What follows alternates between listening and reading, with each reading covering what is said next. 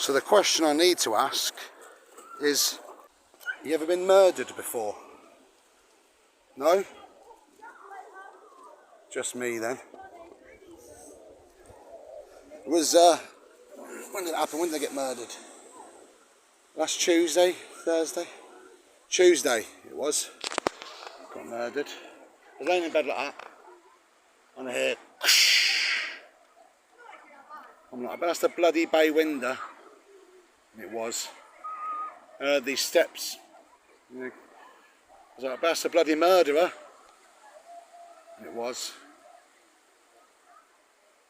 So in no time I've got this murderer just standing in my bedroom doorway, you know. I say, you're a murderer, aren't you? He goes, how can you tell? I said, you got the uniform on, you know, balaclava, black gloves, dagger with blood on it, you know. I said, you've been busy. He went, tell me about it. I said, I bet you can't wait to clock off. He went, no, you're my last job. I said, oh, what are you doing here? He said, I'm here to murder you. I said, when are you doing that? He said, I'm going to do it now. I said, oh, bloody hell. He goes, what? I said, I've got work tomorrow. He goes, well, you haven't now, have you? You know, you can't go into work tomorrow, you're getting murdered. He said, if you're a responsible employee, you'd ring up and let them know you're not coming in so they can get cover. I said, I can't, can I? It's gone 10:30 at night. If I ring up now, I'll wake them up. They'll have my guts for garters. Anyway, I got bludgeoned to death. Luckily for me, though, I went up to heaven, didn't I? So, you know, every cloud got a silver lining and all that. Well, it's not actually every cloud. You realise that when you get up to heaven. It's like 1 in every 3 clouds has a silver lining. Because silver lining's extortionate these days. Cheers, Putin. Ruined that for us.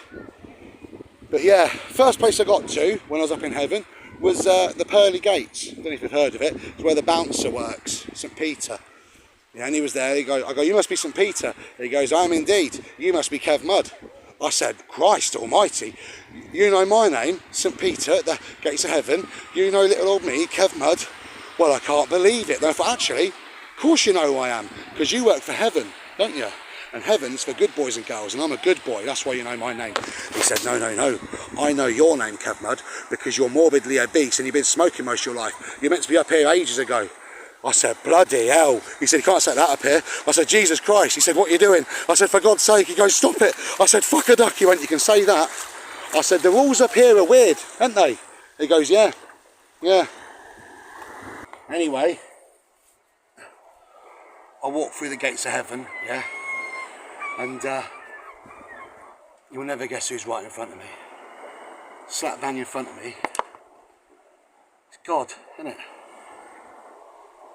God himself, there, in front of me. And he had these big, beautiful, lilac, round eyes. And when you looked into his eyes, you could see the start of time, and you could see the end of time, and you could see everything in between. And then God waved at me. God. So I waved back. And then it turned out it was actually waving at someone behind me. You know, embarrassing. And that, so I had to pretend I was waving at a different God. You know, that I was hoping for that Hindu one with all the different arms, because if you're going to wave at any God, that one gives you more bang for your buck, you know. But I had to like walk off all embarrassed and that. So I leg it all embarrassed and that, you know. And going down this back corridor, and you never guess who I bump into. I bump into Allah and Buddha, yeah? And I'm like, Allah, right, what are you doing here? You know, Allah and Buddha and God all in the same place. He goes, yeah, we're in a house share, you know. We're in a house share. Price of rent these days, we can't afford a heaven of our own, you see. I said, tell me about it, rent's ridiculous, isn't it? He went, yeah. I said, takes the bloody piss.